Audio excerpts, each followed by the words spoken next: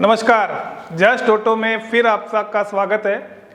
आज मैंने हर्षद भाई को बोला कि हर्षद भाई यार अपने पास जितने टूल हैं जो आप ईसीएम के अंदर और वायरिंग के अंदर, सिर्फ कार ईसीएम और कार वायरिंग के अंदर जो टूल यूज़ करते हैं वो आप एक बार सारे टेबल पे लगाइए जो आपके पास पड़े हैं। सारे टूल तो नहीं लग पाए क्योंकि प्रोग्रामिंग में और सारे लड़के काम कर रहे हैं, तो काफ़ी टूल हम लेके आए हैं। उन सब लड़कों से लेके नहीं आ सकते क्योंकि उनका टाइम, हमारे यहाँ टाइम बहुत कीमती है। तो जो जो टूल हैं, हर्षद भाई कारमैन जर्मन गाड़ियों के लिए बहुत बढ़िया काम है, गाड़ियों के लिए बढ़िया काम करता है। ट्रक का भी ऑप्शन है, बाइक का भी है, आ गया। फिर अपने पास थिंक कार जो एक कॉमन मार्केट में चल रहा है, थिंक मास्टर। फिर हमारे पास है कारमैन का मैजिक। फिर बाद में अपने पास है प्रोग्रामर हो गया 508, और ये लॉन्च का 919 दो है। 919 हमारे पास दो टूल हैं। कुछ टूल हमारे पास ज़्यादा हैं। थिंक कार में भी हमारे पास है एक और एक्स्ट्रा टूल है। एक्स टूल में भी हमारे पास दो टूल हैं।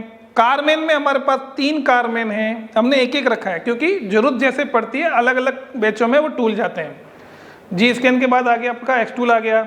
ये भी पहले बोल देते हैं, ये जरूरी हो गया। आज की हर गाड़ी में टीपीएमएस आ गया है ना, हाँ, सेंसर के साथ। और ये सेंसर भी है। और ये हम बच्चों को ये भी बताते हैं, स्टूडेंट्स को ये भी बताते हैं कि ये सेंसर यदि आपको लगाना है तो उसको कैसे कैलिब्रेट करेंगे, ये डिटेल में सिखा देते हैं। फिर ये दोनों चीज़ें हो गई। अर्षद भाई अपने किस में काम आ गई? ये बैटरी टेस्टर है। ये बैटरी टेस्टर है, दोनों प्रिंटर वाले हैं। एक ब्लू पॉइंट का है और एक लॉन्च का है, ठीक है ना। फिर आपके टेस्टर तो बहुत सारे और पड़े ही हैं। उसके बाद आ गया KT100 तो प्रोग्रामिंग टूल आ गया। ये आपका मेन टूल कौन सा है? ये ECU TCU प्रोग्रामर है लॉन्च का। ओके, ये क्या काम करेगा अर्षद भाई? ये ECM का डेटा रीट्राइट करने के लिए, TCM का डेटा, ये ECM और TCM का डेटा रीट्राइट करने के लिए हर्षद भाई बता रहे थे, गुरु वो हैं। तो ये सब चीज़ें उसके टूल हैं। आप ECM सीख लो। अरे ECM सीखोगे तो अब हर बार नए टूल आते हैं। जियो टेक्नोलॉजी बढ़ती है वैसे वैसे नए टूल लाने पड़ते हैं, और हम भी ये टूल कंटिन्यू खरीदते रहते हैं और सिस्टमेटिक ढंग से सिखाना पड़ता है। कभी भी हम वायरिंग वाले को ECM में नहीं भेजते, ECM वाले को वायरिंग में, भाई आज वायरिंग कर ले, आज ECM कर ले, ऐसा नहीं चलता। हमारे यहाँ सिस्टमेटिक ढंग से ही क्लासें चलती है। उसके बाद कौन सा टूल आ गया आपका? ये लॉन्च का स्कैन प्लस है। स्कैन प्लस ये कितने का आता है? 175 के आसपास का टूल है। ये 919 से ऊपर का टूल, 919 से ऊपर का टूल है।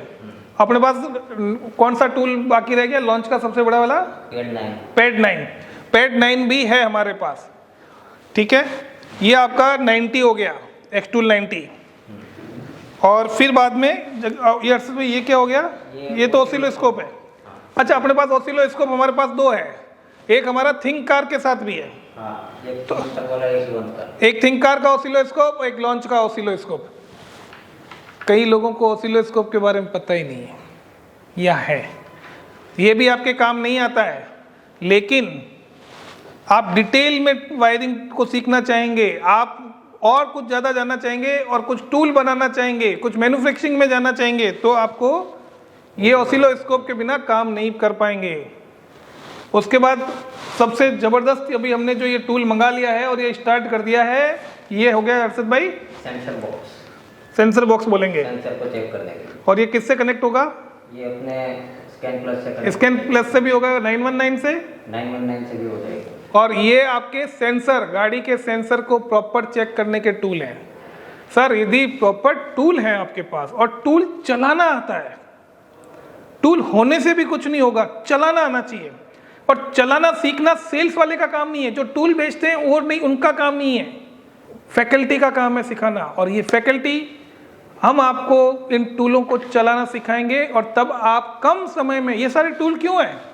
ये इसलिए हैं कि आप कम समय में किसी भी गाड़ी को प्रॉपर डायग्नोस्ट कर सकें और फिर उसको रिपेयर कर सकें। टाइम बचेगा। मैं तो हमेशा कहता हूँ कम टाइम में सीखो, जस्ट ऑटो। कम टाइम में गाड़ी रिपेयर करना सीखना है और टूल लेने तो जस्ट ऑटो। तो जस्ट ऑटो हमेशा टाइमिंग को बहुत इज्जत देता है।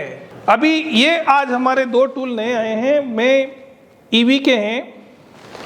ईवी हम लॉन्च करने वाले हैं पर समय लगेगा, पर जिस दिन भी लॉन्च करेंगे बेहतरीन तरीके से लॉन्च करेंगे।